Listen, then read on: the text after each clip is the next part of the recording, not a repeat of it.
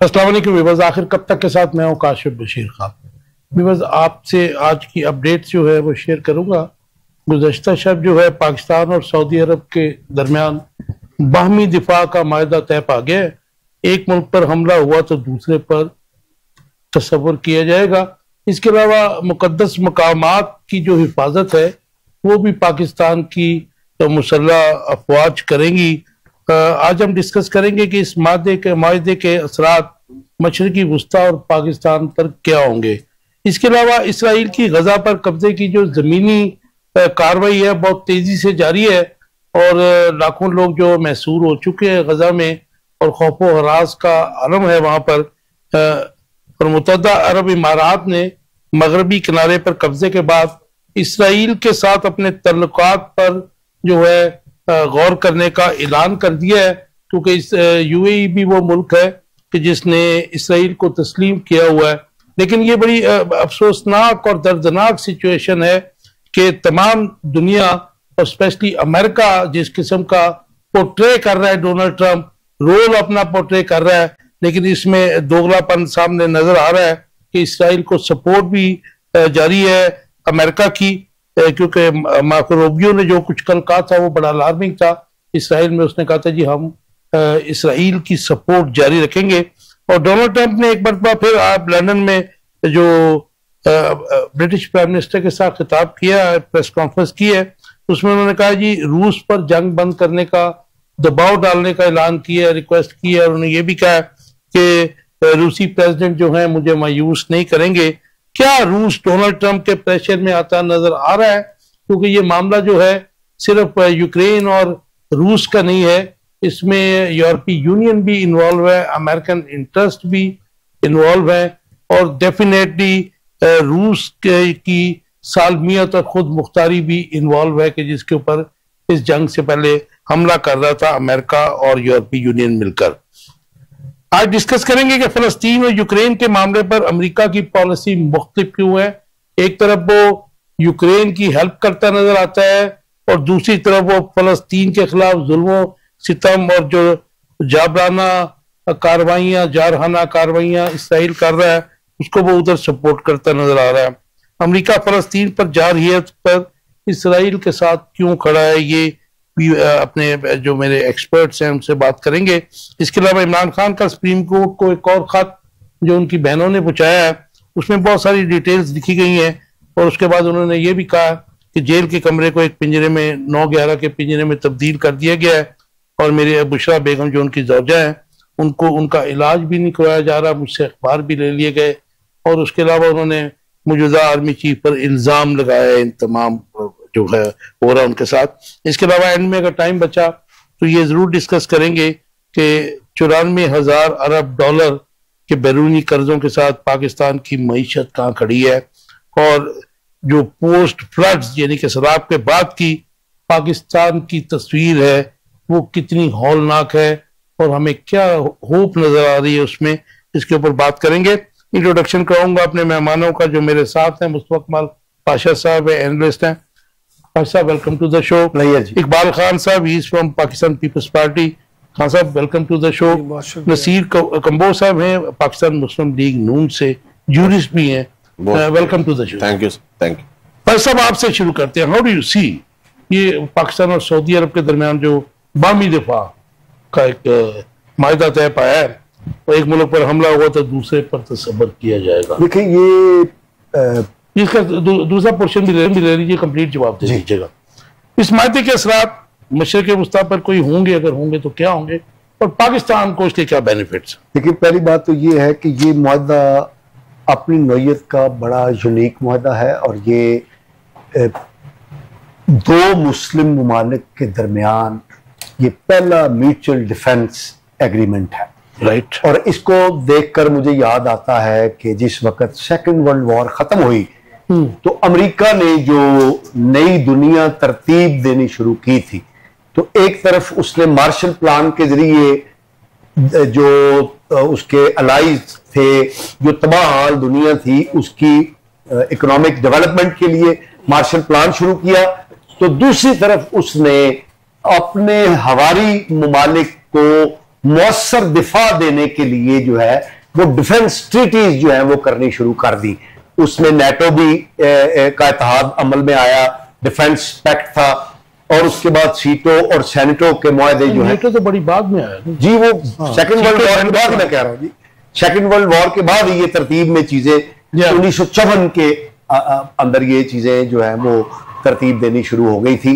तो ये जो मुआहदा है पाकिस्तान और सऊदी अरब का, ये इस हवाले से एक बड़ा यूनिक सा मुझे एक्ट नजर आता है कि दो मुस्लिम ममालिक के दरमियान जो है ये म्यूचुअल डिफेंस, और इस डिफेंस और इस एग्रीमेंट के अंदर लिखा है कि एक पर हमला दूसरे पर हमला तस्वुर किया जाएगा। और ये बात हमें याद रखनी चाहिए कि हरमैन शरीफैन की जो हिफाजत है उसके लिए तो पाकिस्तान की फौजें पहले ही मौजूद हैं, और वो अरसे से हम कर रहे हैं जी, बड़े अरसे से। वो 1980 में जनरल जियाउल हक के दौर में ये मुआहदा तय पाया था, जिसके तहत पाकिस्तान को हरमैन शरीफैन की जिम्मेदारी दी गई थी, और उसकी मद में पाकिस्तान को $1 अरब सालाना के हिसाब से रकम जो है वो मिलती रही है। ये मुआहदा जो है खान साहब जी जी, ये बुनियादी तौर पर इस्राइल के उस खौफ के नतीजे में मारदे वजूद में आया है जो कि इस्राइल के बढ़ते हुए जो इकदामात हैं ग्रेटर इस्राइल की तामीर के लिए, और ग्रेटर इस्राइल का जो नक्शा इस्राइल ने जारी किया है उसमें 90% से ज्यादा इलाके जो है वो ऑलरेडी उसने अपनी सरहदात में शामिल कर लिए हैं, और गजा जो है उस पर उसकी अनेक्सेशन का जो मंसूबा है वो भी रूबे अमल है, और ऑलमोस्ट कब्जा कर लिया नहीं, अभी उसने गजा की बमबारी कर करके मगरबी किनारे पे तो वो जाहिर है कि महसूल तो हो गए सारे, उसके ऊपर जमीनी, अब उन्होंने जमीनी पेशकदमी जो है गजा पर शुरू की है, जबकि तीसरे मरले पर उसको वो अनेक्स कर लेगा, और उसके बाद मदीने शरीफ की भी उस नक्शे में जमीन शामिल है। और परसों हमने देखा कि एक ड्रोन जो है वो मदीना मुनव्वरा की फजाई हदूद में दाखिल हुआ, और ये सऊदी अरब ने उसका ऐलान किया कि ये होशियों ने फायर किया था और वो भटक कर उस पर आ गया। बहरहाल ये हमें मालूम नहीं कि वो बाकी होशियों की तरफ से आया कि नहीं, लेकिन ये बात अब तय है कि इस्राइल के जो एक्सपेंशनिस्ट के प्लान है उसमें सऊदी अरब भी आने वाला है। इस खतरे को देखते हुए सऊदी अरब ने पाकिस्तान, अच्छा पैसा मुझे ये बताइएगा कि इसके असरात जो हैं मशरक़ वुस्ता पर कोई होंगे और पाकिस्तान को इसका क्या बेनिफिट है? दूसरा, आप जो बात कर रहे हैं एक्सपेंशन ग्रेटर इसराइल की बात कर रहे हैं, तो जाहिर है ग्रेटर इसराइल के जो प्लान है उसके पीछे तो यूएसए खड़ा है। अच्छा, एक बात बड़ी मैं अपने दोस्तों से भी सुनता हूं कि यूएस जो है वो बड़ा दोगला है। बिल्कुल दोगला नहीं है। इस्राइल का दिफा, इस्राइल की परवरिश, इस्राइल को ताकत फराहम करना अमेरिका की फॉरेन पॉलिसी का स्टेटेड एलिमेंट है। अमेरिका की जो फॉरेन पॉलिसी है उसका ये कॉर्नर स्टोन है इस्राइल की परवरिश, इस्राइल का दिफा और इस्राइल की हमायत, और वो करते हैं। लेकिन डज इट मीन कि इस्राइल को इजाजत है कि दुनिया में किसी भी इस्लामी मुल्क के ऊपर अग्रेशन करे? वो देखिए, बात यह है कि जो हमारी सेकेंड वर्ल्ड वॉर के बाद जो अदारे कायम हुए, जो एक नया वर्ल्ड ऑर्डर कायम हुआ, उसके अंदर तो ताकत की हुक्मरानी है, और उसके तहत बिल्कुल अरबों के साथ, मुसलमानों के साथ जो कुछ हो रहा है बिल्कुल सही हो रहा है, क्योंकि कमजोर की कोई औकात नहीं है इस आलमी निजाम के अंदर। और आप अरबों की मुनाफकत देखिए खान साहब कि एक तरफ अरब जो है, ये जो हमारे कतर को देख लें, जो ताजा तरीन मिसाल है, कतर ने 1300 अरब डॉलर के मुआहदे जो है, तजारती मुआहदे रिसेंटली अमेरिका के साथ किए 1.3 ट्रिलियन डॉलर के, और 400 मिलियन डॉलर का उनको एक खूबसूरत सा 747 का तोहफा दिया। मिडिल ईस्ट के अंदर जो सबसे बड़ा मिलिट्री अड्डा है अमेरिका का, वो कतर के अंदर है। और फिर कतर पर जो हमला हुआ है, मैं ये समझता हूं कि ये अमेरिका और कतर की बाहम इश्तराक मर्जी के साथ हुआ है, ताकि हमास की क़यादत को खत्म किया जा सके, उन्हें मरवाया जा सके। इकबाल साहब कैसे देखते हैं बाहमी दिफा का मायदा जो है पाकिस्तान और सऊदी अरब के दरमियान में, एक मुल्क पर हमला हुआ तो दूसरे पर तसव्वुर किया जाएगा। मुझे साथ ये भी बता दीजिए कि इसके असरात मशरक़ के वस्ता की बिगड़ती हुई सूरत हाल और मुस्लिम उम्मा जो कभी हुआ करती थी 70s में, आपके जो लीडर थे उन्होंने भी बेड़ा उठाया था, मुस्लिम उम्मा को इकट्ठा भी किया और उसके लिए कुछ काम भी उसका उन्होंने खमियाजा भी भुगत लिया। तो ये असरात क्या, और आज तक वो फैमिली खमियाजा भुगत रही है जी।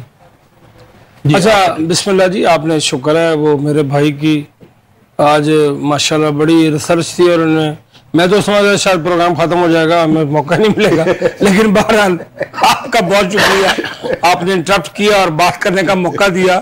मैंने तो कहा खुदा हाफिज का टाइम आ गया तो चलेंगे। आपको भी नहीं इंटरप्ट। अच्छा नहीं मैंने कहा फिर भी आपको जरा मैं, अच्छा गुजारिश ये है कि देखिए ये मुआहदा जो आज हुआ है, गुजारिश ये है कि ये मुआहदा तो बहुत पहले से, जैसा कि मेरे भाई ने रोशनी डाली, तो चला आ रहा है। हरमैन शरीफ का जो तक़द्दस है उसके तहत हम अल्लाह की मेहरबानी से, हमारी जानिसार, हम हमेशा से मौजूद हैं और मौजूद रहेंगे, और ख्वाह वो मुआहदा हो या ना हो, जब भी कभी जरूरत पड़े खुदा के घर को, तो हम में से हर पाकिस्तानी, हर मुसलमान अल्लाह की मेहरबानी से वो जान देने से भी गुरेज नहीं करेगा। अच्छा खैर, ये तो एक मुआहदे की बात है, जो हुआ है ये बहुत पहले हो जाना चाहिए था। और मुआहदे की सूरत में आप ये देखें कि जैसा कि अभी मेरे भाई ने बताया कि कतर को किस तरह से निछावर किया गया कतर के ऊपर, और उसका अंजाम देखें क्या हुआ कि उन्होंने उल्टा कतर के ऊपर ही मिसाइल दागे और वो फिर पाकिस्तान की तरफ भागा। इस बात को मद्देनजर रखते हुए मेरा ये ख्याल है कि अरब को समझ तो आती है लेकिन लेट आती है। लेकिन कतर ने तो उसके बाद जो $14 अरब वो दे रहा था आपने डिफेंस के लिए, उसने बजट कल परसों बढ़ा दिया है जी। अच्छा यही तो मैं जनाब से दे रहा था, मैं यही गुजारिश करना चाह रहा हूं। गुजारिश ये है कि शुक्र है देर है दुरुस्त है, आती देर से है समझ, चूंकि ये सऊदी अरब वो मुल्क है, हमारा भाई मुल्क है, क्योंकि हमारे मुल्क से ज़कात जाया करती थी सऊदी अरब में, और उस पे वो हमारे मदीना में और मक्का में हमारे लिए दुआ होती थी पाकिस्तानियों की फलाह बहबूद के लिए। अब ये रिवर्स हो चुका था सारा मामला।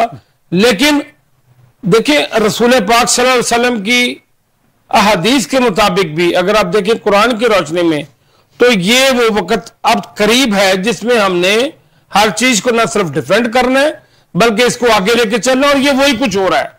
अच्छा अब जो मुआहदा हुआ है, मुआहदे की सूरत में अगर उन पर हमला होता है तो हम पर तसव्वुर होगा। इसी तरह अगर सऊदी अरब गजा के ऊपर जो हमले हो रहे हैं या जो गजा के साथ जुल्म से सितम हो रहा है, इस पे कोई थोड़ा सा भी स्टैंड ले, तो मैं ये समझता हूं कि ये बड़ा ही ऐसन इकदाम होगा।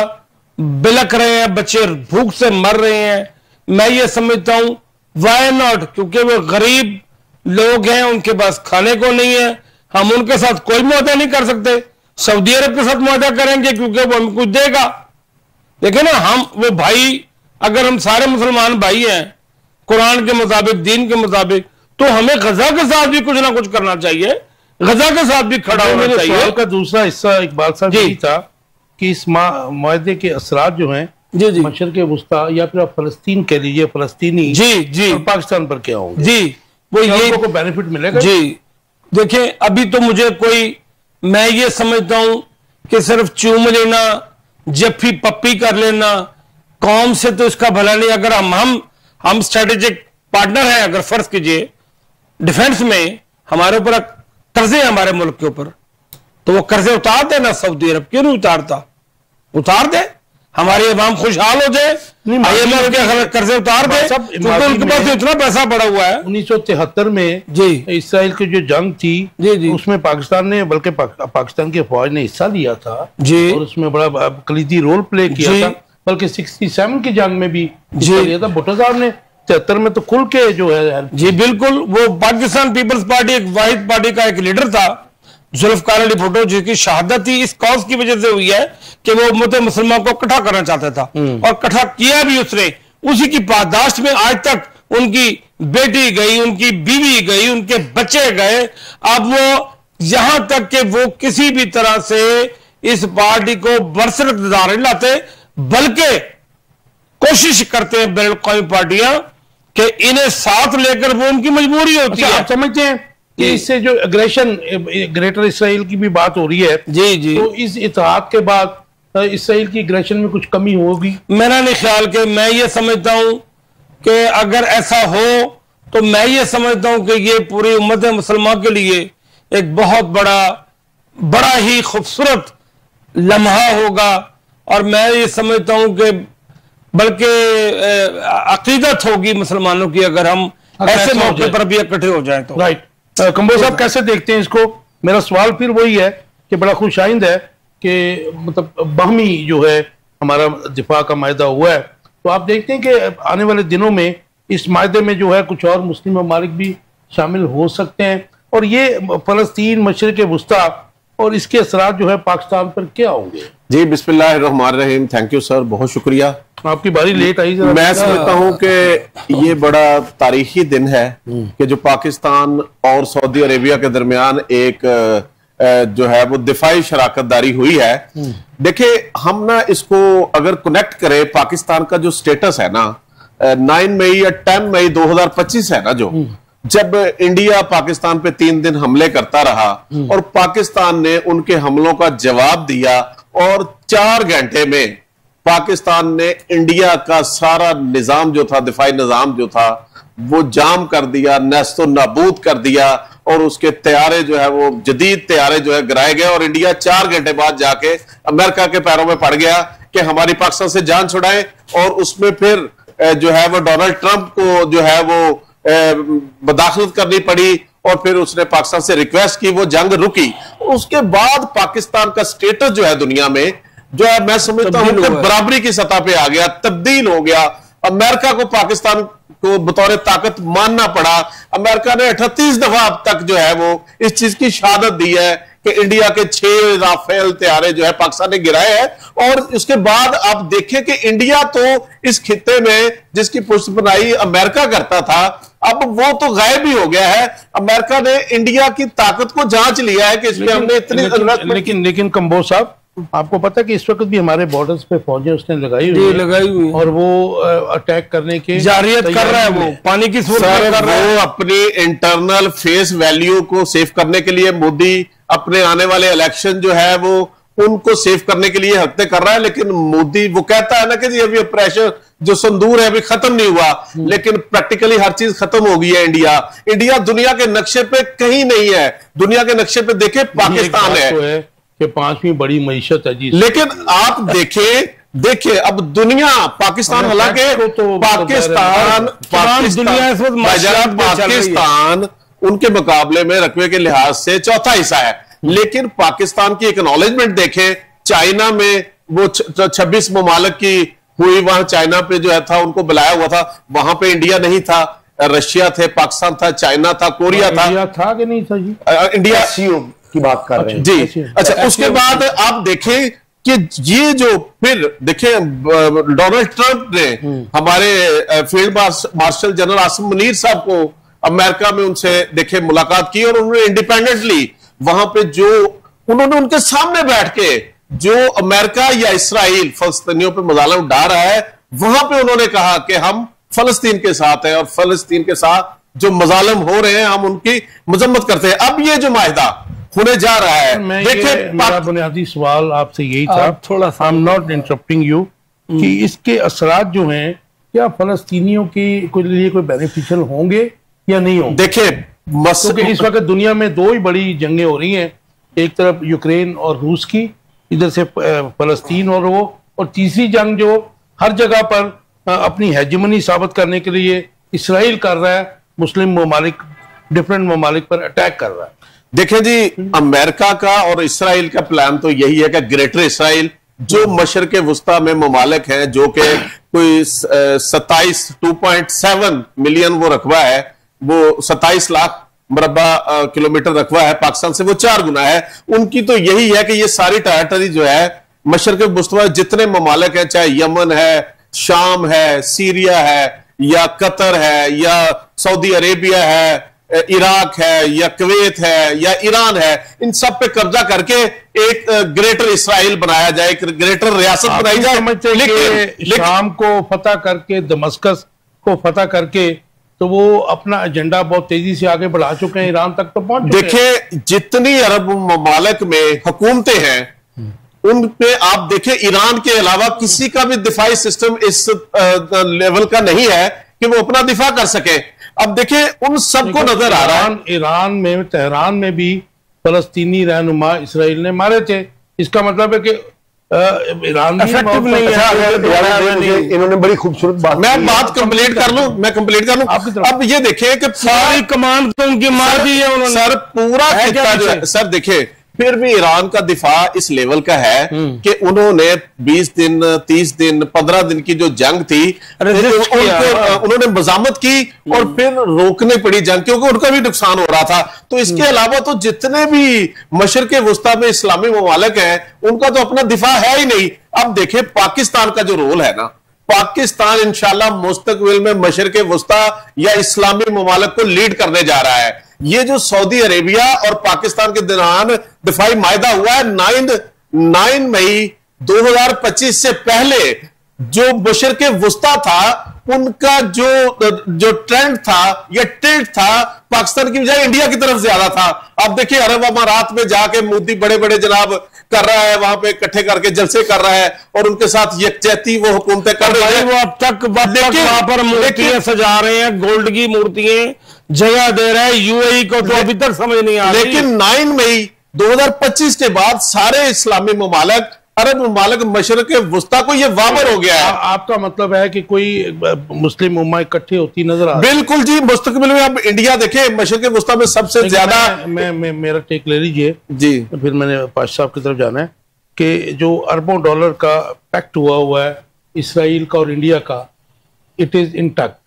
उधर से वो एग्रेशन कर रहा है, इधर से अगर इंडिया हमारा कभी भी जाहिर है कि वो दोस्त तो था ही नहीं ना, अजली दुश्मन है, तो हम कैसे गाफिल हो सकते हैं? काबुल की जो सरहदें हैं वो भी हमारे खिलाफ नहीं है, बिल्कुल नहीं है। तो ये मामला कुछ गड़बड़। देखिए, मुस्तकबिल के लिए इत्तेहाद बनने जा रहे हैं, ताकत का तवाज़ुन चेंज होने जा रहा है और पाकिस्तान। बड़ी अच्छी आपने बात की। मैं दोबारा आपसे इसके जो ताकत के नए महवर की बात की है, उसका ये सवाल मैं आपसे नेक्स्ट पूछूंगा कि पाकिस्तान कहाँ खड़ा है। भाई साहब, मुझे ये बताइए कि ये नेक्सस, ये राम मुसाद, ठीक है जी, उसका शिकार हम हैं। हमारे दोनों बॉर्डर्स जो हैं गर्म हैं। उसके अलावा इसराइल के जो है सारा, थोड़ा सा आगे चले ना जी, इससे इसराइल जो गजा पर कब्जे की जमीनी कार्रवाई बड़ी तेजी से आज भी कर रहा है और मैसूर हैं लाखों लोग वहां पर। तो ये इसराइल जो यूएई कह रहा है जी हम नजरसानी करेंगे, तो वो जाहिर आपको भी क्या नजरसानी करेंगे। तो ये नेक्सस क्या बन रहा है? क्योंकि जो कंबोज साहब ने बात की कि ताकत के नए महवर जो हैं वो आ रहे हैं। हम कभी चाइना खड़े होते हैं, कभी अमेरिका खड़े होते हैं, कभी सऊदी अरब जाके खड़े हो जाते हैं। हम कहाँ खड़े हैं? देखिए, बात ये है क्योंकि देखे ना, जो यूनिपोलर वर्ल्ड थी वो मल्टीपोलर। बात इसमें मुझे कहने की इजाजत दें, मल्टीपोलर वर्ल्ड हो गई। ये बताऊं कि वो कहते हैं, एक शेर है, कहते हैं अपने मन में डूब के बाजा सुराग जिंदगी, तो मेरा नहीं बनता ना बन, अपना तो बन, हम कहीं भी नहीं खड़े। मैं आपको बिल्कुल ऑनेस्ट वे में बता रहा हूं, हम जिधर देखते हैं कि कोई हमें चुम्मी कर रहा है, कोई जभी डाल रहा है, हम उधर चले जाते हैं। बस मोहब्बत के that's what we are doing actually. खास साहब, ये कौन का कोई नहीं सोचता। ये इलेक्शंस बड़े खतरनाक बन रहे हैं। मैं अर्ज करता हूं, कोई फंडामेंटल जौहरी तब्दीली मुझे अरबों के इंडिया और अमेरिका के दरमियान होती हुई नजर नहीं आ रही। ओके, उसकी बुनियादी वजह यह है कि जो अरब हुक्मरान है, उनका पहला और आखिरी मतमा नजर जो है वो अपनी हुक्मरानी को महफूज करना है, प्रोलॉन्ग करना है। Remember, I am sorry to cut you, Jamal Abdul Nasser के जमाने में पैन अरब की बात हुई थी, इकट्ठे भी किए। उसके बाद अनवर सदात ने बहुत कोशिश की, लेकिन जब उस पर हमला हुआ तो सारे मुस्लिम कज़ाफी के साथ क्या किया, किस तरह मजबूर समझौता उसे करना पड़ा। कदाफी। अच्छा, अब आपने क्योंकि एक बात ऐसी शुरू की है तो मुझे आप पूरा मौका दीजिए, ज्यादा टाइम नहीं। पहली बात ये याद रखिएगा कि जो पैन अरबिज्म की तहरीक थी मशरक़ वस्ता के अंदर, वो अरबों को बेगैरत बनाने के लिए शुरू की गई थी। उसका जो बानी मुबानी था, नजरियाती बानी था, वो माइकल अफलाक था। वो एक मैरोनाइट क्रिश्चियन था। उसने अरबों के अंदर जो इस्लामी हमीयत थी उसको खत्म करने के लिए हम नानो अबनाओ फिरऔन का नारा लगाया। ये उसका नतीजा है कि उस पर बास पार्टी बनी। उस बास पार्टी की हुकूमतें कायम हुई इराक, शाम, मिस्र के अंदर, और उन्होंने जो मुसलमानों की, अरब मुसलमानों की जो नजरियाती आवाज थी इख्वानुल मुस्लिमीन, उसको ज़िबा किया।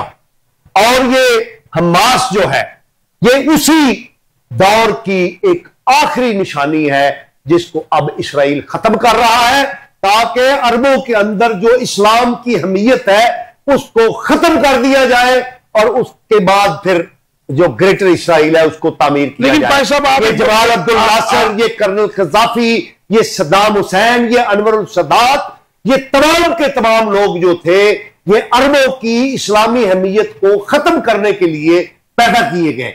इसलिए लेकिन पाशा साहब जी, जब अनवर सदात की बात कर ले, जब वो इसराइल से जंग करता है, सऊदी अरब समेत तमाम उसको अकेला छोड़ देते हैं, उसका नतीजा क्या निकला? किस चीज की जंग थी? ये अपनी हुकूमतें बचाने की जंग थी। और अल्टीमेट क्या हुआ? आप एक लंबा दौर अंदर से स्किप कर गए हैं। जो भुट्टो साहब का दौर आता है, चाहे उनसे आप किसी को भी नजरियाती इख्तिलाफ हो, लेकिन एक बेड़ा तो उन्होंने उठाया था ना जी, इस्लामी उम्मा का, मुस्लिम उम्मा का। तो उसके बाद जो फिर अंजाम हुआ उनका, शाह फैसल भुट्टो साहब जो है उनके बारे में कोई दूसरी राय नहीं है कि वो मुसलमानों को इकट्ठा करना चाहते थे। गोल्डन ईरा, उसमें कोई शक नहीं, उसमें कोई शक नहीं। ठीक है, हम बात कर रहे हैं मिडिल ईस्ट की। मिडिल ईस्ट के अंदर जिन लोगों का आप जिक्र कर रहे हैं, ये अरबों के इस्लामी हमीयत के कातिल लोग थे, और ये उस चीज का अंजाम है कि आज इसराइल जो है आज के आप चले। अच्छा सर, मैं यूएई ने कहा है कि जी हम जो है अपने जो तल्लुकात है उन पर दोबारा गौर करेंगे। कुछ भी नहीं होने वाला। ये जितनी अरब रियासतें हैं सर, जितनी अरब रियासतें हैं, इनका मकसद वही सिर्फ ये है कि हमारी हुकूमत बच जाए। उन्होंने इसीलिए अब तक अपनी फौज किसी भी अरब मुल्क ने मुस्तहकम मिलिट्री डिटेरेंट जो है वो पैदा नहीं होने किया अपने मुल्क के अंदर, कि कहीं वो फौज जो है उनके अपनी हुकूमत पर कब्जा ना कर ले। और ये जो पाकिस्तान और सऊदी अरब का मुआहदा हुआ है, ये सऊदी अरब ने अपनी प्रोटेक्शन के लिए ये मुआहदा किया है। इससे आपको ये ना समझे कि इसके बाद जो है वो बाकी अरब ममालिक जो है वो इकट्ठे हो जाएंगे और वो कहेंगे कि हम ऐसा नहीं हो। मेरा कहने का मतलब था कि कुछ चांसेस नजर आ रहे हैं कि इसकी एक्सपेंशन हो जाए। नहीं, कोई एक्सपेंशन नहीं होनी। मुस्लिम ममालिक एंटर हो जाए, कोई एक्सपेंशन नहीं होनी, कोई एक्सपेंशन नहीं होनी। ये अरब जो है ये इसी तरह जूते खाते रहेंगे हत्ता के इनके अंदर कोई इस्लामी गैरत बेदार हो। लीडर चाहिए ना जी। इकबाल साहब, गजा पर जो है जमीनी कब्जे की कार्रवाई आज भी बहुत तेजी से जारी है, इसराइल कर रहा है। मुत्तहदा अरब इमारात का जो बयान है, भाई साहब तो बड़े दबंग अंदाज से कह चुके कि ये सब कुछ भी नहीं करेंगे, ये ऐसे ही करेंगे। बहुत सारे अरब ममालिक ने इसराइल को तस्लीम भी कर लिया हुआ, और इब्राहिम अकॉर्ड के मुताबिक पाकिस्तान पे भी प्रेशर है, सऊदी अरब पर भी प्रेशर है। तो क्या देखते हैं आप इसको कि क्या ये जो कार्रवाई हो रही है ये वेस्टर्न वर्ल्ड और डोनाल्ड ट्रंप और ये सब है जो हैं इसके ऊपर, और इवन मुसलमान ममालिक भी जो हैं अभी तक खामोश हैं बयानबाजी के हद तक। अभी जो दोहा में परसों खत्म हुआ उसमें भी मजम्मत हुई है। तो ये सिचुएशन क्या बन रही है? ग्रेटर इसराइल तेजी से जारी है जी काम? जी, वो तो डेवलपमेंट देखें होनी है, क्योंकि according to our Muslim religion, हम मुस्लिम जो सिनेरियो है वो, लेकिन तो यही आज अनाउंस कर दिया कि आलमी जंगी अदालत में वो जा रहा है इसराइल के। अच्छा, क्या होगा? कुछ भी। अच्छा, सलामती काउंसिल की करारदादें मौजूद है इसराइल के खिलाफ। कश्मीर के बारे में सलामती काउंसिल की करारदादें मौजूद है। क्या हिंदुस्तान को वो करारदादें रोक सकी एग्रेशन से? जी इकबाल साहब, एक बात। अच्छा, गुजारिश ये है कि मैं ये समझता हूँ, मेरे अपने एक विजन के मुताबिक मैं ये अज्यूम भी कर सकता हूँ, क्योंकि ये मामला जो है बेहतर तो होते नजर नहीं आ रहे, ये तो जाना ही जाना है उस तरफ को सारा मामला के। चूंकि मैं दीन पर मेरा पुख्ता यकीन है, खुदा की जात पे पक्का यकीन है, मैं जेर जबर का फर्क करने वालों में से नहीं हूँ। और मेरी पहचान ये है, फलस्तीन, मैं ये समझता हूँ कि ये सारा सिनेरियो बनी इसलिए रहा है कि ये सारा का सारा मामला उसी तरफ जाएगा कि वो दाखिल ना हो सकेंगे। असल में अगर इजाजत दें, ये इन्हीं की बात कर रहा हूं, ये बताना चाह रहे हैं कि अल मलहमतुल उज़्मा, आर्मागेडोन, जिसका जिक्र अहादीस के अंदर है, जिसका जिक्र बाइबल के अंदर है, जिसका जिक्र इंजील के अंदर है, दाखिल ना यहूदी और ईसाई जरूर है इंजील और बाइबल के तहत मुकम्मल अमल कर रहे हैं, जबकि मुसलमान उस पर अमल नहीं कर रहे। अच्छा, अब दूसरी बात यह है कि देखिए गजा, जी मैं यही गजा, थैंक यू वेरी मच जी, गजा के जो सूरत हाल है जैसा कि आपने बताया, देखिए बड़ा दिल दुखता है, बड़ी परेशानी होती है। आज मैं अपने दामाद आरिफ बैठे हुए थे, आरिफ साहब बैठे हुए थे, मेरे भाई हाफिज गुलामुद्दीन साहब बैठे थे, और अपना आमिर भट्ट साहब हैं, लाहौर के सीनियर सदर हैं, वाइस प्रेसिडेंट, हम सारे इकट्ठे बैठे हुए सोच रहे थे कि गजा की इस वक्त ये सूरत हाल है कि देखिए उनके पास तो यानी कि वो दाल में किसी चीज में पानी डाल करके डबल रोटी लगाने के लिए नहीं है। तो मैं ये समझता हूं कि जब आज हम इकट्ठा हुआ सऊदी अरब के साथ, और अगर हम ऐसा कैसा अच्छा होता कि अगर हम ये सऊदिया, हम यूएई, दो तीन ममालिक और मिलकर के ये ऐलान कर देते कि हम गजा में जुल्म नहीं होने देंगे, गजा में परेशानी नहीं होने देंगे मुसलमान भाई को, तो ये कितना ही अच्छा होता। मेरी ख्वाहिश है, मेरी दिली ख्वाहिश है, अगर मैं इन पावर होता तो मैंने तो ये करना था। और आप देखिए हमारा बिलावल जुल्फकार अली भुट्टो का नवासा बिलावल साहब जो हैं, वो न सिर्फ अल-एलानिया वो फलस्तीन का परचम लहराते हैं, बल्कि उनके साथ हर मौके पे खड़े होते हैं। बल्कि आज के दौर की बात अगर आप ले लें, अगर हम इस वक्त पाकिस्तान को किसी ने कंसिडर किया कि ये ताकत है, तो वो भी जुल्फकार अली भुट्टो की मरहूने मिन्नत है, क्योंकि अगर वो एटमी पावर हमें ना दे के जाते तो आज हम इस मुकाम पर ये मुआहदे ना होते सऊदी अरब या और दूसरे ममालिक के साथ। मैं ये समझता हूं कि ये उस शहीद को मैं सलाम और ट्रिब्यूट पेश करता हूं कि आज दुनिया हमें मान रही है, और मैं उसकी फैमिली को भी ट्रिब्यूट पेश करता हूं। पाकिस्तान पीपल्स पार्टी के जितने शहीद हैं, ये शहीदों की पार्टी है, और इन्होंने अपना हक अदा किया है जिंदगी में पाकिस्तान में आने का। राइट। कमरो साहब, एक तो ये बताइएगा कि ये कब्जा, जमीनी कब्जे की कोशिश तेजी से जारी है, ऑलमोस्ट लाखों मैसूर जो हैं मैसूर हो गए हैं फलस्तीनी वहां पर, और इसके अलावा दूसरा हिस्सा भी ले लीजिए, टाइम थोड़ा मैं चाह रहा हूँ कवर हो जाए। डोनाल्ड ट्रंप जो है रूस पर प्रेशर डाल रहा है कि जी आप जंग बंदी करें, और दूसरी तरफ वो डिक्टेट कर रहा है यूरोप को, अपना जो टैरिफ है वो कह रहा है इन अब तो कहा ना ब्रिटेन की आवाज भी इनके साथ मिल जाएगी, वो एक ही है ना जी। हाँ जी, मैंने आपको बता दिया, वो खुलकर सामने। तो आपको लगता है कि रूस डोनाल्ड ट्रंप के प्रेशर में आता नजर आता है आपको इस वक्त जी? पहले क्योंकि एक ब्लॉक जो आपने बात की थी अभी, एक ब्लॉक को वो भी ऐड कर रहा है ना, चाइना और वो। देखिए, मैं पहले तो ये रिक्वेस्ट करूंगा कि मेरे टाइम के दौरान बोले कोई ना ताकि मेरी बात ना फिर बीच में आ जाती है, क्योंकि मैं सबसे छोटा हूँ एज में, तो मुझे फिर करना पड़ता है, स्लैप कर देते हैं मेरे बड़े भाई। गुजारिश ये है कि देखिए फलस्तीन में जो जुल्म जबर बर्बरियत हो रही है, ये बस इनकी ख्वाहिश है कि फलस्तीनियों के ना या मुस्लिम उम्मा का या मुस्लिम ममालिक का एक ब्लॉक बनता जो फलस्तीन जो का ऐलान करके। आज भी देखें, आज जश्न होता है हमारे जमीनी हमलों में 106 फलस्तीनी जो है वो इन्होंने शहीद किए हैं, जिसमें बच्चे और औरतें हैं जिनकी तादाद ज्यादा है, और सारे फलस्तीन पे ये कब्जा करने पे तुले हुए हैं।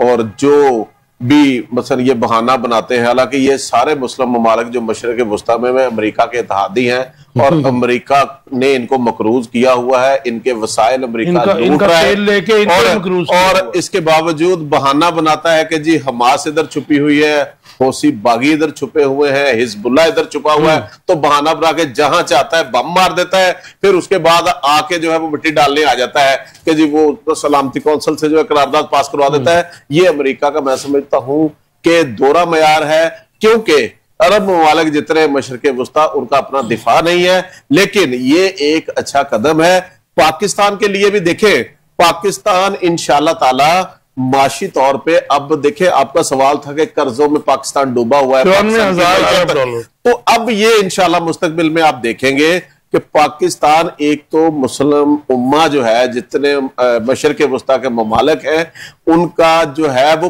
प्रैक्टिकली आप समझते हैं कि सऊदी अरब जो है, जो हमें पिछले 2, 4, 5 साल में 1,000 या 2,000 1 अरब डॉलर या 2 अरब डॉलर के लिए हमसे मिन्नतें करवाता रहा, और फिर उसको रोल ओवर करने के लिए हमें जो है वो शराइत बनाता रहा, वो हमें इस क्राइसिस से निकालेगा? नहीं, अब पता क्या होना, अब हमारा बाकायदा उनका दिफाई मायदा हुआ है। अब देखो, एक तो हमारी खुशकिस्मती है कि मक्का और मदीना की हिफाजत पहले भी हमारे जुम्मे थी, अब भी ये सादत हमारे जुम्मे है। अब दूसरी बात यह है कि सऊदी अरब और पाकिस्तान, अब ये हो गया है कि पाकिस्तान पे कोई हमला करेगा तो ये कंसिडर किया जाएगा सऊदी अरब पे हमला हुआ। उनकी तो अपनी फोर्स तो कोई नहीं, लेकिन वो माली तौर पर, लेकिन आप मेरी बात सुने कि आपको माली तौर पे, अब देखें अब पाकिस्तान के ऊपर जितने कर्जे हैं IMF या वर्ल्ड बैंक, यही तो मैं कह रहा हूं, उतार दे तो फिर हम मानते हैं। बात पूरी कर लेते। कंबो साहब सऊदी अरब पे तो अल्लाह का शुक्र है, हाँ? अभी तक किसी ने डायरेक्ट मुस्लिम जो ममालिक हैं कम से कम वो तो हिम्मत नहीं करते, या हमारा मजहब जो है उन्हें अलाउ नहीं करता कि उसके ऊपर अटैक करें। नहीं, मैं ये कहने जा रहा हूं कि देखिए अब जो पाकिस्तान की मईशत पे कर्जों का बोझ है ना, वो वर्ल्ड बैंक और IMF का है, राइट? अच्छा, उनमें मेन डोनर और कंट्रीब्यूटर उन अदारों को कौन है? सऊदी अरब है मेन, या अरब ममालिक है, ठीक है ना, वो गारंटर है, ठीक है ना। अब वो देखें पाकिस्तान तो अमेरिका करता है, 32 अप्रूवल पे, अमेरिका के अप्रूवल पे 32% कर्जे जो है वो 32% कर्जे जो है पाकिस्तान के चाइना के हैं, ठीक है ना, जो पाकिस्तान पे है। तो पाकिस्तान अब देखे, पाकिस्तान कर्जों से निकल के ना माशी पार्टनरशिप्स की तरफ जा रहा है। ऐसा कुछ भी नहीं है, दो टॉपिक है, प्रेशर डाल रहा है रूस के ऊपर। वो ताकत के नए महवर जो हैं, बड़ा स्ट्रॉन्ग इस वक्त जो ब्लॉक है रशिया का, को नॉर्थ कोरिया का, चाइना का, उसके साथ इंडिया को भी इन्होंने मिला लिया है। तो आप क्या देखते हैं कि जो रूस का प्रेसिडेंट है वो डोनाल्ड ट्रंप के प्रेशर में आता नजर आ रहा है, क्योंकि उसकी बॉडी लैंग्वेज देखिए डिफरेंट है। देखिए बात यह है कि अमेरिका ने एक जंग रशिया के साथ शुरू करवाई हुई है कि उसकी एक रियासत जो उनसे आजाद हुए हैं, यूक्रेन, उनको उनके सामने खड़ा किया हुआ है, उनको माली तौर पे हर तरह से वसाइल दिए जा रहे हैं, ठीक है ना, और रशिया को गैर मुस्तहकम करने की कोशिश की जा रही है। मैंने ना, मैं थोड़ा सा मेरा इंटेक ले लीजिए जी। मैं 2020-21 में वहां पे यूक्रेन भी गया था, पोलैंड भी गया था। अमेरिकन और जूस की वहां पे बहुतात थी। उस वक्त जंग नहीं शुरू हुई थी, बाद में शुरू हुई थी, क्योंकि इंटरफेरेंस बहुत ज्यादा थी। और ये जो जंग शुरू कराई थी ये यूरोप ने और अमेरिका ने ही शुरू कराई थी। और उनके जो ब्लैक सी है वहां पे इनकी जो जंगी जो बोट्स वगैरह भी ज्यादा जानते हैं, ये अमेरिकन जो थे वहां पे इंटरफेरेंस कर रहे थे। रूस का ये कहना, मानना और कहना सच है कि मैं अपनी सलामती की जंग लड़ रहा हूं। बिल्कुल सही, बिल्कुल। रशिया जो है, देखिए रशिया को पता है कि ये अमेरिका की शरारत है, रशिया को गैर मुस्तहकम करने की साजिश है, और रशिया इसको फेस कर भी रहा है और मुस्तकबिल में फेस करेगा भी। और रशिया जो है, अब देखिए पाकिस्तान जो है ना, पाकिस्तान की अहमियत दोनों ब्लॉक्स की तरफ बढ़ी है। पहले तो पाकिस्तान इस हालात में हम दोनों कश्तियों में पांव रख, देखिए हम पाकिस्तान, देखिए पाकिस्तान कोई भी मायदा कर रहा है ना इंडिपेंडेंटली, पाकिस्तान अपना मफाद देख रहा है। पाकिस्तान ने पहले देखे मिनरल जो है या जो ऑयल वगैरह जो है वो कराची से, ऑयल की बात कर रहा हूं मैं, आपको बता दूं कि पाकिस्तान को सऊदी अरब पाकिस्तान की जरूरत का तेल 20% देता है और 2% सूद लेता है। अगर ये मैं गलत कह रहा हूं कंफर्म कर लें। अच्छा, मैं अपने भाइयों से ये रिक्वेस्ट करूंगा कि देखें, अगर पाकिस्तान का स्टेटस, मेरे पास तो पाकिस्तान का, देखिए मेरी बात सुने, हमें अब देखें, पाकिस्तान का अगर स्टेटस चेंज होने जा रहा है, पाकिस्तान बराबरी की सतह पर दुनिया को डील करने जा रहा है, और पाकिस्तान दुनिया में कोई भी ताकत है उसके साथ अपने मफादात में मायदे करने जा रहा है, और पाकिस्तान की अगर अहमियत बढ़ रही है तो हमें खुश होना चाहिए। आप जो कह रहे हैं ऐसे ही हो, हम तो स्टूडेंट लाइफ से अब तक कहते कहते बूढ़े हो गए कि जी सॉवरन स्टेट हमें जो है वो जाना जाए, हमारी फॉरेन पॉलिसी इंडिपेंडेंट हो। अनफॉर्चुनेटली किसी दौर में भी, लेकिन ये ये छोड़े, ये क्रिकेट टीम में आपकी ये वो इंडिपेंडेंट नहीं है, जब दिल करता है देखिए कहां से मेरी बात सुने, ये उसकी तरफ बैट पकड़ना नहीं आता। राइट ऐसा मुख्तसर जवाब, हर जगह ख्वार करवा रहे हैं। फलस्तीन में जो कुछ हो रहा है और यूक्रेन की जंग, इन दोनों मामला पर जो है अमेरिका की पॉलिसी और उनकी स्ट्रेटेजी डिफरेंट क्यों है, और अमेरिका फलस्तीन पर जा रही है जो बड़ी अरसे से जारी है, लेकिन अब तो वो बिल्कुल मतलब उस पर आया हुआ है। उसके इसराइल के साथ क्यों खड़ा होता है? इधर वो कहता है हमारे हुक्मरानों को भी कुछ कहता है, सऊदी अरब को कुछ कहता है, उधर से एग्रेशन करा देता है, मार्को रूबियो को भेज के कहता है लगे रहो। अच्छा हमारा देखें, मुझे तो इस बारे में मुझे अमेरिका की पॉलिसी के अंदर कोई दोगलापन नजर नहीं आता। बिल्कुल क्लियर कट उसकी पॉलिसी है, अमेरिकी मुफादात पहले, इस्राएली मुफादात बिल्कुल, और वो इस पॉलिसी के तहत अरबों को जलील करवा रहा है। इस्राइल उसका अरब जलील हो रहे हैं, इस्राइल उसका मिडिल ईस्ट के अंदर डिवाइडेड है ना, औरतें डांस दिखा रहे हैं, बाल लहरा रहे हैं, अरबों डॉलर दे रहे हैं, हमें तो कभी कुछ नहीं देते। हम तो हमारे पास तो कहते या अल्लाह भागो यहाँ से। कोई अमेरिका की पॉलिसी में क्या पॉलिसी है अरबों की, ये हमारी मिसअंडरस्टैंडिंग है। लेकिन देखिए चार्टर ऑफ जो यूएन है उसकी तो खिलाफ वर्जी हो रही है ना जी। क्या अगर उसको इसराइल अग्रेशन कर रहा है तो वो चार्टर जो है हो के उसको कोई नहीं मानता। कतर पे हमला हुआ, पूरी मुस्लिम उम्मा उठ खड़ी हुई। कतर ने क्या गैस की सप्लाई इसराइल को बंद की? नहीं की। मेरी ये मजम्मत तो की है ना, क्या करते हैं, सबने मजम्मत की है वो और ये कतर ने तो मुआहदा करवाया अमेरिका के साथ। तेल तो वहीं से आ रहा है मेरे भाई। अच्छा गुजारिश ये है, सिर्फ वाया जो आ रहा है, पैसा जो आ रहा है वो उधर से घूम कर आ रहा है, घूम के दिया जा रहा है। मेरी जो अंडरस्टैंडिंग है वो ये है, समझ नहीं अमेरिका और कतर की बाहम काविशों से इसराइल ने ये हमला किया ताकि हमास की क्यादत, बची खुची क्यादत को खत्म किया जा सके। ये हमला बिल्कुल वैसा ही है जैसा कि ईरान के अंदर सरफरोश तो खत्म नहीं हुआ कर। जी सर, मैं इसमें गुजारिश करना चाहता हूं, मुझे कोई इसमें ये कतर की वजह से ही हमारे मुल्क में तेल महंगा है। आपको पता है 60 रुपए से लीटर ज्यादा नहीं होना चाहिए। एलपीजी किस वजह से महंगी है? कतर की वजह से। वो तो कतर शायद खाना जी सारी उन्होंने सारे मुआहदे किए हुए हैं कतर के थ्रू वाशिंगटन डीसी से। असल में ये सारी गेमें चलाने वाला वही है। अगर 4 मिसाइल उसके ऊपर आ गए हैं, पाकिस्तान की तरफ भाग रहे हैं, पाकिस्तान को भी देखना चाहिए कौन सा तैयार दिया है। अच्छा एक छोटा सा पॉइंट, मेरे वो मुझे रात को ब्रीफ कर रहे थे। पाकिस्तान के हक में ये बहुत बेहतर है।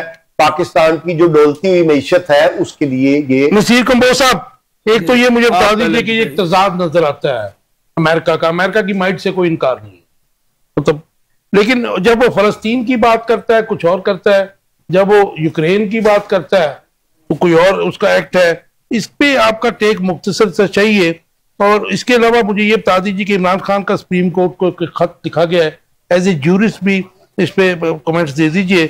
उन्होंने अपने साथ होने वाली ज्यादतियों को जो है वो उजागर किया है, क्योंकि वो आलमी अदालत में भी जा रहे हैं। क्या ये प्रेपरेशन है, रिकॉर्ड सीधा हो रहा है, क्या हो रहा है? क्योंकि ये वो कह चुके हैं कि हमारे लिए इन अदालतों के दरवाजे बंद हो चुके हैं 26वीं आईनी तरमीम के बाद।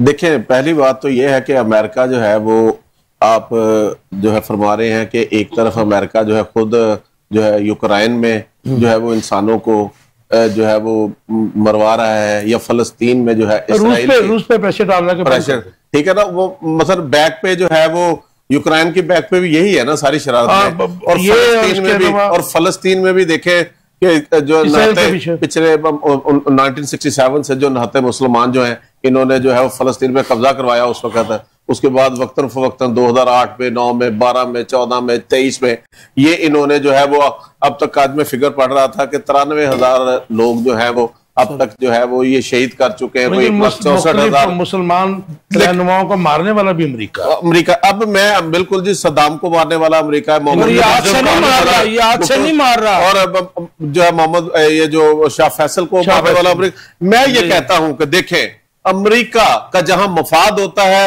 वहां पे ये जो है वो इंसानी हुकूक का अलमबरदार बन के आ जाता है, चैंपियन बन के आ जाता है। लेकिन इनको कश्मीर में नहाते मुसलमान पिछले 76 साल से शहीद हो रहे हैं।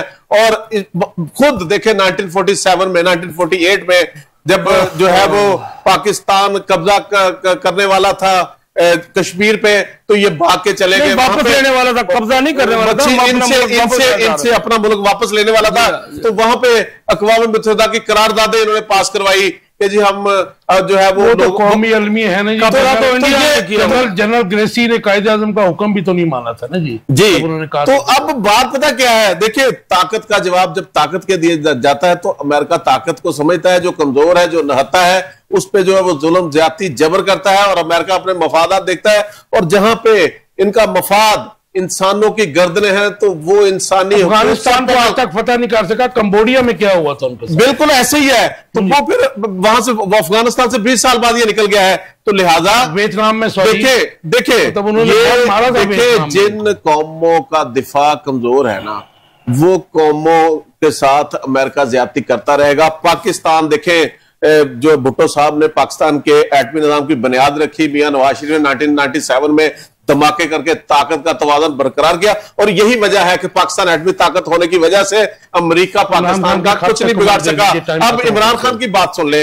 इमरान खान साहब जो है वो देखे, जब आपको पता है कि इमरान खान साहब को वीडियो लिंक के जरिए सुप्रीम कोर्ट में नैब केसेस में लिया गया, तो वहां पे इमरान खान ने यही बात की कि मेरी जो है वो जेल में फैसिलिटीज जो है वो नहीं है, प्रॉपर नहीं है। तो वहां पे फिर जो है वो फेडरल गवर्नमेंट ने अपना डिप्टी अटॉर्नी जनरल के जरिए एक सुप्रीम कोर्ट में रिपोर्ट पेश की। उसमें रिपोर्ट पेश करके साथ तस्वीरें लगाई गई कि ये इमरान खान का साहब का कमरा है, ये इमरान खान साहब को बुक्स मिली हुई है, ये वाक के लिए एरिया मुख्तस किया गया है, ये इमरान साहब को एलईडी मिली हुई है, ये इमरान खान साहब की जो एक अलमारी है जिसमें इनकी खाने पीने वाली चीजें रखी हुई है। तो इमरान खान को साहब को जो उनकी जो है स्टेटस के मुताबिक क्लास बनती है उनको मिली हुई है। और सुप्रीम कोर्ट यहां तक, लेकिन सोशल मीडिया का क्या करें, यहां तक से ये दिखाया गया, उधर से जो मियां साहब जिस एनेक्सी में थे, मरियम नवाज शरीफ साहबा जिस एनेक्सी में थे, वो भी वायरल कर दी लोगों ने वीडियोस। और ये देखे सोशल मीडिया, तो देखे मेरी बात, वैसे भी सोशल मीडिया देखिए, मैं एक जमहूरियत पार्टी से ताल्लुक रखता हूं।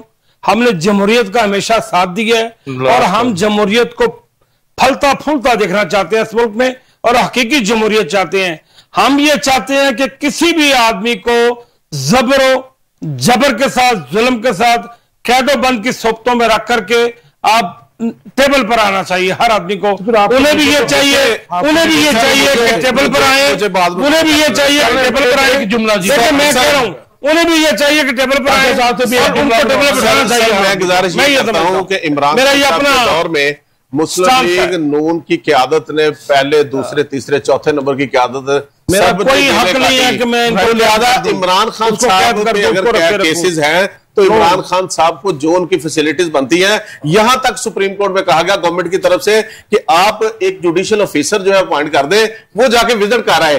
तो लिहाजा जो उनको सहूलतें उनके मुताबिक है वो मिली हुई है। ये सिर्फ एक अपने वोटर को सोशल मीडिया के जरिए मोबिलाइज रखने का एक, मैं समझता हूँ, टैक्टिक्स है। और मैं आपको बताऊं, देखिए सोशल मीडिया पे यही जो फतूहात इस वक्त पाकिस्तान को मिल रही है, ये इमरान खान के बगैर मिल रही है। अगर इमरान खान के दौर में होती तो इन्होंने क्या कुछ नहीं कहना था कि देखिए वाला वक्त फतवा तो बहुत मिल रही है, पाकिस्तान को हाथ नहीं मिला रहा, पाकिस्तान का पड़ोसी, पाकिस्तान देखिए पाकिस्तान ने तो हमेशा जैसर दिया है पड़ोसी के साथ अच्छे ताल्लुकात के लिए, लेकिन इंडिया हमेशा शरारत करता है। फिर जब उनको तो आप इस काबिल बने ना भाई, भाई शरारत, भाई मेरी बात सुने, आप कह रहे पूरी दुनिया को लीड करेंगे, मेरी बात सुने, लीड करेंगे, मेरी बात सुने, आप कहां से पकड़ के लोगों को ले आते हैं, चलाने वाले आपको कितनी हौलनाक नजर आ रही है बहुत शराब के बाद की, क्योंकि इंसानी अलमिया बहुत बड़ा हुआ है हमारे हुक्मरानों को पता नहीं इसका इदराक है कि नहीं है, लेकिन ये इंसानी अलमिया बहुत बढ़ा हुआ है। उसके साथ 94,000 अरब और 100 कुछ डॉलर जो हैं, 100 अरब डॉलर जो हैं वो बैरूनी कर्जे हैं।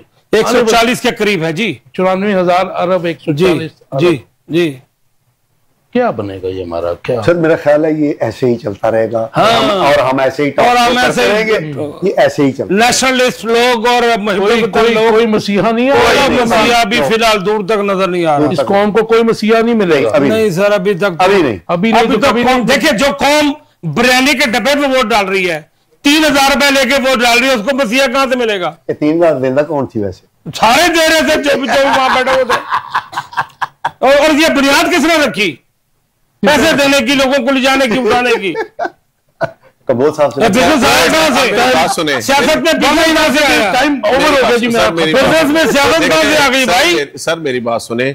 और सियासत में बिजनेस कैसे आ गया? खत्म हो गया। मेरी बात टाइम तो हमेशा खत्म ही हो जाता है। भाई जो है, अच्छी बात शुरू होती है, टाइम खत्म हो मेरी बात जाता सुने। है। कॉन्स्टिट्यूशनल सीटों पे शकील बैठे साहब हैं, कमाल आप। गवर्नमेंट के इत्तेहादी हैं, अगर नहीं पसंद तो छोड़ दें। यार भी छोड़ देना, ये सारा आप भी छोड़ देते हैं। चलो बात सुने। हमने तो आपको कलमा दिया हुआ है, खत्म हो गया जी। लेकिन अभी वो देख रहे थे आखिर कब तक। उम्मीद है आपको ये प्रोग्राम पसंद आया होगा। ये छोटा मोटा इख्तलाफ होता रहता है, मुख्तलिफ जमातों के लोग हैं बीच में। पाशा साहब भी मैं बार बार कहता हूँ थोड़ी सी शरारत करते हैं। तो आपका फीडबैक का इंतजार रहेगा। अपना बहुत ख्याल रखिएगा। हफ्ते की शब 10 बजे तक, सॉरी पीर की शब 10 बजे तक। अल्लाह।